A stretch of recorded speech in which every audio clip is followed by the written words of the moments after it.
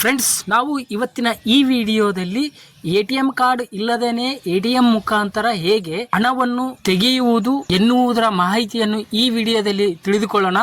Friends, ತಮಗೆಲ್ಲರಿಗೂ ಗೊತ್ತಿರುವ ಹಾಗೆ ನಾವು ಇವತ್ತು SBI ATM ಮುಖಾಂತರ ಎಟಿಎಂ ಕಾರ್ಡ್ ಇಲ್ಲದೇನೆ UPI QR ಕೋಡ್ ಬಳಸಿ ಹಣವನ್ನು ಹೇಗೆ ಪಡೆದುಕೊಳ್ಳುವುದು ಎನ್ನುವುದರ ಮಾಹಿತಿಯನ್ನು ಈ ವಿಡಿಯೋದಲ್ಲಿ ತಿಳಿದುಕೊಳ್ಳೋಣ.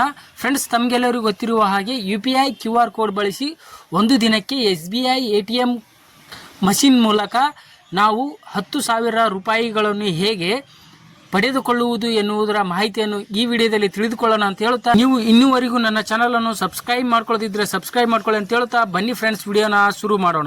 ಹಾಯ್, ಹಲೋ, ನಮಸ್ತೆ ಫ್ರೆಂಡ್ಸ್. ನಾವಿವತ್ತು UPI QR ಕೋಡ್ ಮುಖಾಂತರ ಹೇಗೆ ATM ಕಾರ್ಡ್ ಇಲ್ಲದೇನೆ ನಾವು ನಮ್ಮ ಮೊಬೈಲ್ನಲ್ಲಿ ಕ್ಯಾಶ್ ವಿಡ್ರಾ ಮಾಡಿಕೊಳ್ಳುವುದು ಹೇಗೆ ಎಂದು ತಿಳಿದುಕೊಳ್ಳೋಣ. ಬನ್ನಿ ಫ್ರೆಂಡ್ಸ್.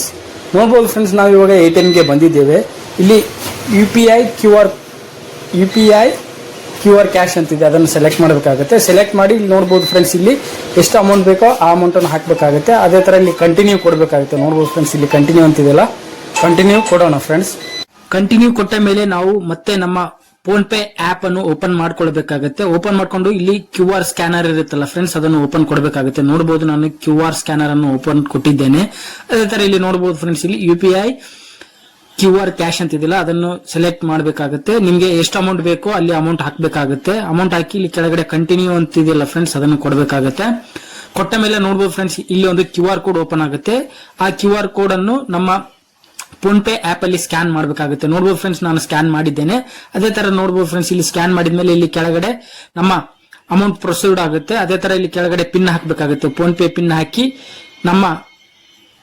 ಹಾಕಿದ್ಮೇಲೆ ನಮ್ಮ ಪಿನ್ ಅನ್ನು ಸಬ್ಮಿಟ್ ಮಾಡಬೇಕಾಗುತ್ತೆ. ಸಬ್ಮಿಟ್ ಮಾಡಿದ್ಮೇಲೆ ನೋಡಬಹುದು ಫ್ರೆಂಡ್ಸ್, ಇಲ್ಲಿ QR ಕೋಡ್ ಮುಂದೆ ಕಂಟಿನ್ಯೂ ಆಪ್ಷನ್ಸ್ ಬರುತ್ತೆ. ಓಕೆ ಫ್ರೆಂಡ್ಸ್, ನೋಡಬಹುದು, ನಾವು ಇವಾಗ ವೇಟ್ ಮಾಡೋಣ 1-2 ನಿಮಿಷ.